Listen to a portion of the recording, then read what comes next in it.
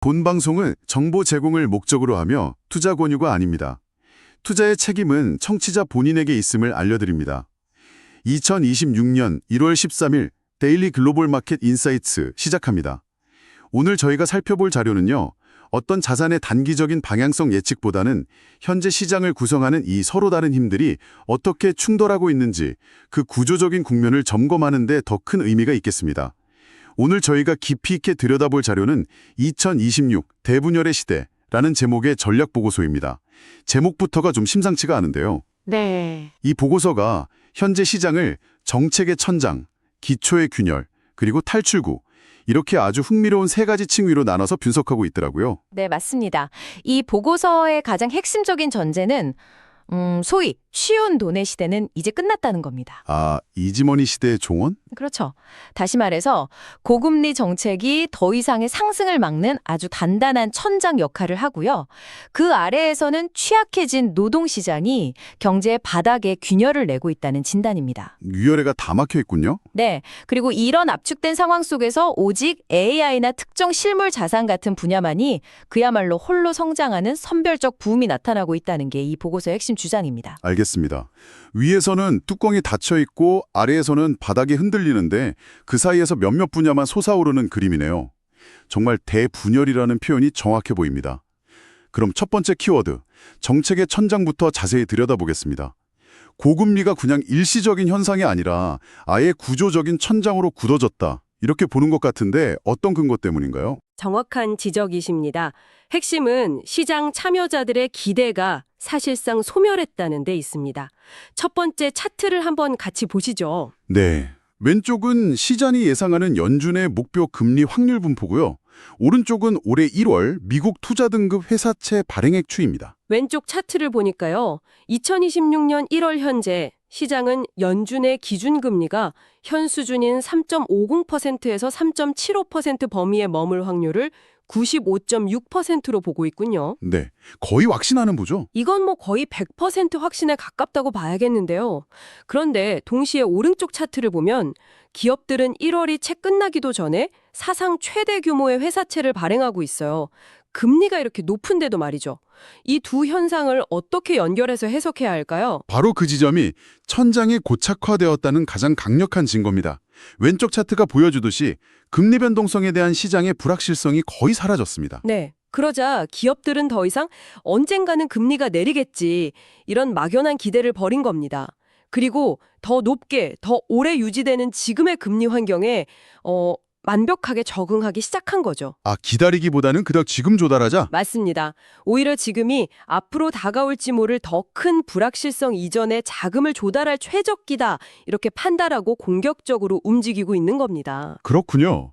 그러니까 이제 시장의 동력이 더 이상 금리 인하라는 어떤 기대감에서 나오는 게 아니게 되었다. 이런 말씀이시군요. 바로 그겁니다. 그럼 투자자들은 이제 뭘 봐야 합니까? 이제부터는 높아진 자금 조달 비용, 즉 이 비싸진 이자를 기업들이 각자의 기초 체력, 그러니까 펀더멘털로 어떻게 감당해내는지를 확인하는 게 중요해졌습니다.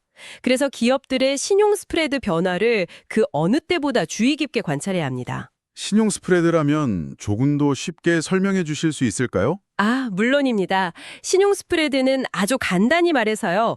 국채처럼 가장 안전한 자산에 비해 특정 기업이 돈을 빌릴 때 얼마나 이자를 더 줘야 하는지를 나타내는 수치입니다. 일종의 가산금리인 셈이죠. 아하. 이게 벌어진다는 건 시장이 그 기업을 더 위험하게 보고 있다는 뜻이고 좁혀진다는 건 안정적으로 본다는 의미입니다. 말하자면 기업의 건강검진 지표 같은 역할을 하는 거죠. 알겠습니다. 그리고 보고서는 이 정책의 천장을 더 단단하게 만드는 요인으로 연준의 독립성을 꼽고 있네요. 다음 차트를 보니까 과거의 시장을 흔들었던 정치적 리스크가 크게 완화된 모습이 보입니다. 네, 그렇습니다. 한때 60%를 넘나들었던 제롬 파월 의장의 기소 가능성에 대한 시장 베팅 확률이 현재 20% 수준까지 뚝 떨어졌습니다. 네. 동시에 경제 전문가들의 94%가 통화 정책의 독립성을 지지한다고 응답했죠. 이 데이터가 의미하는 바는 명확합니다. 시장은 더 이상 연준의 긴축 기조가 정치적 압력 때문에 섣불리 완화되지는 않을 거라고 굳게 믿고 있다는 겁니다. 투자자 입장에서 본다면 정치적 변수로 인한 시장의 급변동 가능성이 줄어든다는 점은 긍정적이겠네요. 그렇죠. 하지만 동시에 고금리 환경이 예상보다 훨씬 더 오래 갈 수 있다는 점은 부담이 되겠군요. 포트폴리오 전략에도 변화가 필요해 보입니다. 맞습니다. 이게 자산 가격의 불필요한 변동성을 줄여주는 요인이긴 하지만요. 동시에 고금리 환경의 장기화를 반드시 포트폴리오에 반영해야 함을 시사합니다. 예를 들면 어떤 게 있을까요? 예를 들어 듀레이션이 긴 채권에 대한 투자나 아니면 부채가 많은 성장주에 대한 투자는 훨씬 더 신중한 접근이 필요해진 거죠. 알겠습니다. 위에서는 고금리라는 뚜껑이 아주 단단하게 닫혀서 더 올라가기 힘든 구조라는 점을 확인했습니다. 그런데 보고서는 위만 막힌 게 아니라 아래, 즉 바닥도 흔들리고 있다고 경고합니다. 기초의 균열이라는 표현을 썼는데 구체적으로 어떤 균열을 말하는 겁니까? 경제의 가장 근간이 되는 노동시장의 질이 나빠지고 있다는 점을 지적하고 있습니다. 다음 차트를 보시면 그 의미가 명확해집니다. 네, 잠시만요. 이 차트는 좀 충격적인데요. 우리가 뉴스에서 매일 보는 공식 실업률은 굉장히 낮다고 나오는데 여기 왼쪽에 주변부 노동인구나 오른쪽에 경제적 이유의 파트타임 근로자 수치는 가파르게 치솟아서 2008년 금융위기 직전 수준에 근접하고 있습니다. 네. 이 두 데이터 사이에 왜 이렇게 큰 차이가 나는 거죠? 그것이 바로 통계 이면에 감춰진 침체의 본질입니다. 공식 실업률은 직장을 잃은 사람의 수만 보여주지만 이 지표들은 노동의 질을 보여주거든요. 주변부 노동인구는 구직을 아예 단념한 사람들을 포함하고요. 경제적 이유의 파트타임 근로자는 정규직을 원하지만 어쩔 수 없이 임시직으로 일하는 사람들입니다. 그러니까 공식적으로 해고는 안 당했더라도 맞습니다. 기업들이 근무 시간을 줄이거나 신규 채용을 비정규직으로 대체하는 현상이 급증하고 있다는 뜻입니다. 그렇군요. 겉으로 보이는 숫자 뒤에 숨겨진 현실이 있었네요.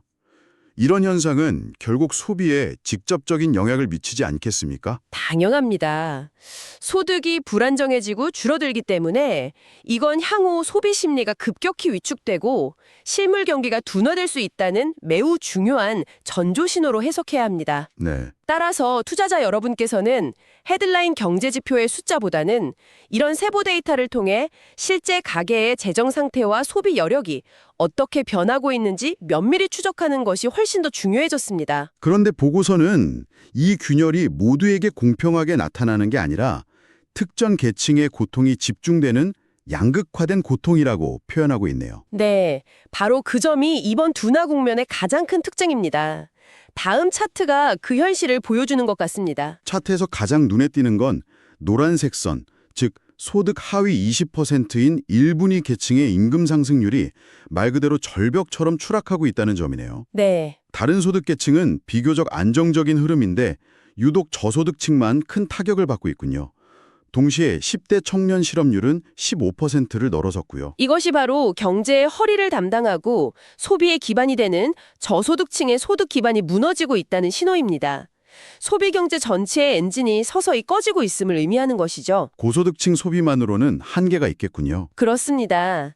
고소득층의 소비는 상대적으로 견고하게 유지될 수 있겠지만 경제 전반의 수요를 이끌기에는 분명한 한계가 있습니다. 그렇다면 지금 포트폴리오에 소비재 주식을 담고 있는 투자자라면 반드시 점검해봐야 할 포인트가 있겠습니다. 정확합니다. 이 기업이 주로 고소득층을 위한 명품이나 고가의 서비스를 파는지 아니면 우리 모두가 매일 이용하는 필수 소비재를 파는지에 따라 앞으로의 실적이 완전히 갈릴 수 있다는 강력한 신호니까요. 네. 포트폴리오 내 소비 관련주가 어떤 소득계층을 주된 고객으로 하는지 면밀히 분석하고 대응할 필요가 있겠습니다. 자, 그럼 정리해보겠습니다.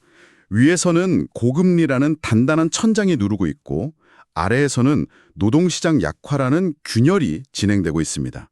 그야말로 위아래가 꽉 막힌 답답한 상황인데 보고서는 이 상황을 돌파할 세 가지 탈출구를 제시합니다. 그 첫 번째가 바로 AI 산업혁명입니다. 네, 보고서는 AI가 단순한 테마가 아니라 이 거시적인 둔화 흐름을 거스를 수 있는 구조적인 동력이라고 분석합니다. 다음 차트를 보시면 그 규모를 짐작하실 수 있습니다. 이 지점에서 보고서가 정말 흥미로운 비교를 하는데요. 현재 AI 관련 기술 분야의 연간 자본 지출, 즉 테크 케이펙스가 미국 GDP의 1.9%에 달한다고 합니다. 네. 우리가 인류 역사를 바꿨다고 말하는 맨해튼 프로젝트나 아폴로 프로젝트 예산이 각각 GDP의 0.4%, 0.6% 수준이었던 것과 비교하면 이건 정말 어마어마한 규모 아닙니까? 맞습니다. 이건 단순히 새로운 기술에 투자하는 수준이 아니라 말 그대로 국가적, 아니 인류사적인 총력전을 펼치고 있다는 뜻으로 해석할 수 있습니다. 그 정도 규모군요. 네, 이 숫자가 의미하는 바는 AI가 일시적인 유행이나 테마가 아니라는 겁니다. 경기 하강 국면을 방어할 수 있는 거대한 구조적 투자 사이클이라는 점이죠. 이 막대한 자본 지출 자체가 하나의 거대한 경제를 형성하면서 관련 산업 전반의 성장을 견인하고 있습니다. 보여주는데요. 엔비디아, AMD, 구글 같은 핵심 기업들이 대부분 부채보다 현금이 더 많은 순현금 상태네요. 고금리 환경에서 이게 얼마나 큰 경쟁 우위인지 한번 생각해 보면요. 그렇죠. 다른 기업들은 매달 비싼 이자를 내느라 허리가 휘는데 이 기업들은 오히려 은행에 돈을 넣어두고 이자를 받는 셈입니다. 한쪽은 무거운 모래주머니를 차고 뛰고 다른 쪽은 가볍게 달리는 것과 같죠? 비유가 아주 정확합니다. 하고 싶은 걸 뭐든지 할 수 있는 실탄을 쌓아두고 있는 겁니다. 이것이 바로 이들을 단순 성장주가 아닌 퀄리티 자산으로 분류해야 하는 이유입니다. 하지만 보고서는 녀석 경고의 목소리도 있지 않습니다. 이렇게 좋은 그림에도 불구하고 밸류에이션 부담은 상당한 수준이라는 점을 지적하는데요. 다음 차트를 보면 S&P 500의 KP 비율과 가계의 주식 보유 비중이 2000년 닷컴 버블 정점과 동일한 수준에 도달했습니다. 이건 좀 불안한 신호 아닌가요? 그렇습니다. 시장에 알려진 모든 호재가 이미 주가에 충분히 반영된 이른바 완벽함에 대한 가격 상태일 수 있음을 경고하는 것이죠. Priced to Perfection. 네, 여기서 KPI 비율이라는 게 장기적인 이익 추세를 반영해서 주가가 고평가되었는지를 판단하는 지표인데요. 이게 역사적 고점에 와 있다는 건 기대치가 극도로 높아져 있다는 뜻입니다. 아주 작은 악재나 실적 미스가 나오더라도 시장이 매우 민감하게 반응하면서 큰 폭의 조정을 보일 수 있는 그런 위험 구간에 진입했다는 의미로 해석해야 합니다. 퀄리티 자산은 맞지만 가격은 고민해봐야 한다. 네, 바로 그겁니다. 알겠습니다. AI라는 첫 번째 탈출구는 분명 강력하지만 가격 부담이라는 조건이 붙어 있군요.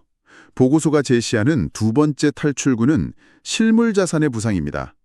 금과 은 가격 차트를 보니까 최근 움직임이 정말 심상치 않아 보입니다. 네, 금 가격은 최근 4,500달러를 돌파하며 연간 72%의 상승률을 보였고요. 은과 산업용 금속 지수 역시 장기 저항선을 강하게 뚫고 올라서는 모습입니다. 보고서는 이 현상이 단순한 인플레이션 해지를 넘어서는 의미를 가진다고 분석합니다. 단순한 인플레이션 해지를 넘어선다는 건 어떤 의미입니까? 두 가지 측면이 있습니다. 첫째는 달러를 비롯한 법정화폐, 즉 피앗 시스템 자체에 대한 근본적인 불신이 자본을 실물 자산으로 이동시키고 있다는 분석입니다. 화폐 가치 자체에 대한 의문이군요. 네, 화폐 가치가 장기적으로 하락할 것이라는 두려움이 반영된 것이죠. 둘째는 산업용 금속의 강세가 보여주듯 그린 전환에 따른 구리, 리튬 등의 구조적인 수요 증가가 인플레이션 압력으로 현실화되고 있다는 증거이기도 합니다. 그렇다면 이것은 경기 둔화에 대비하는 전통적인 안전자산 투자와는 성격이 좀 다른 것 같습니다. 맞습니다. 경기 둔화와 인플레이션이라는 서로 다른 두 가지 위험을 동시에 해지하는 전략으로 봐야 할까요? 정확하십니다. 화폐 가치 하락과 구조적 인플레이션이라는 위험에 대비하는 포트폴리오 해지 전략의 중요성을 부각시키는 대목입니다. 금, 은, 구리 같은 원자재가 전통적인 주식, 채권 포트폴리오에 효과적인 보완제 역할을 할 수 있는 국면에 진입했다고 판단할 수 있습니다. 자, 이제 마지막 세 번째 탈출구입니다. 보고서가 놀랍게도 한국 시장을 2026년 최고의 기회로 꼽고 있습니다. 글로벌 전략 보고서에서 한국 시장을 이렇게까지 긍정적으로 평가하는 건 정말 오랜만에 보는 것 같은데요. 그 근거가 무엇입니까? 보고서는 한국 시장이 현재 글로벌 시장에서 매우 독특한 포지션을 차지하고 있다고 평가합니다. 다음 차트를 보시면 2026년 아시아 주요 시장 성과 전망에서 한국이 압도적인 1위를 차지할 것으로 예측하고 있거든요. 네. 그 근거는 이익 증가와 밸류에이션 재평가라는 두 개의 엔진이 동시에 작동하기 때문입니다. 실제로 다음 차트를 보니까요. 한국 주식의 선행 PE는 11.5배로 절대적인 수준도 낮지만 다른 신흥국과 비교한 상대 P/E는 0.8대 수준으로 역사적인 저평가 상태에 놓여 있군요. 네. AI 혁명의 수혜는 받으면서 가격은 싸다는 의미로 해석됩니다. 바로 그 점입니다. 글로벌 AI 혁명의 가장 큰 수혜를 반도체를 통해 직접적으로 받으면서도 동시에 밸류에이션은 세계에서 가장 저렴한 수준에 머물러 있는 딥 밸류 기회를 제공한다는 것이죠. 즉, 성장과 가치라는 두 가지 투자 매력을 동시에 갖춘 현재 글로벌 시장에서 거의 유일한 자산이라고 보고서는 극찬하고 있습니다. 그렇다면 이건 고평가 논란이 있는 미국 빅테크의 대안을 찾는 투자자들에게는 상당히 매력적인 선택지가 될 수 있겠습니다. 맞습니다.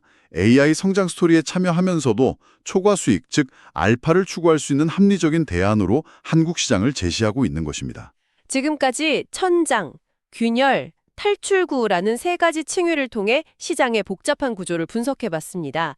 이 분석들을 종합해서 보고서가 제시하는 2026년의 투자 플레이북을 한번 정리해 주시죠. 네, 보고서의 분석을 종합하면 네 가지 핵심 전략으로 요약할 수 있습니다.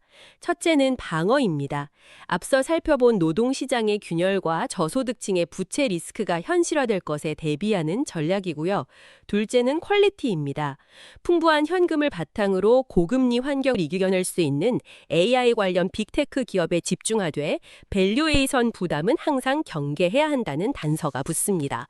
네. 셋째는 해지입니다. 장기적인 화폐 가치 하락과 구조적 인플레이션에 대비해서 포트폴리오의 금과 산업용 금속 같은 실물 자산의 비중을 확대하는 것이고요. 그리고 마지막 넷째가 바로 알파입니다. 극심한 저평가 매력과 뚜렷한 이익 모멘텀이 결합된 한국 주식시장에서 초과 수익을 추구하는 전략이죠. 결국 시장 전체의 상승을 기대하기보다는 구조적인 변화 속에서 살아남고 성장할 수 있는 특정 영역에 집중해야 한다는 메시지군요. 그렇습니다. 보고서가 전달하는 최종 메시지는 아주 명확합니다. 깨지는 바닥, 즉 취약한 노동시장과 소비경제는 피하고 뚫고 나가는 천장, 즉 AI 확신과 실물 자원에 올라타라는 것입니다. 대분열의 시대에 걸맞은 선별적인 접근이 그 어느 때보다 중요해졌다는 진단입니다. 이러한 대분열 국면에서 각 자산과 섹터의 성과가 어떻게 차별화되는지가 2020년 시장을 관통하는 핵심 동력이 될 것으로 보입니다. 오늘 저희가 준비한 데일리는 여기까지입니다. 오늘 전해드린 정보들이 투자 판단에 도움이 되셨다면 구독과 좋아요 그리고 알림 설정 부탁드립니다. 저희는 다음 시간에도 깊이 있는 시장 분석과 함께 찾아뵙겠습니다. 청취해주셔서 감사합니다.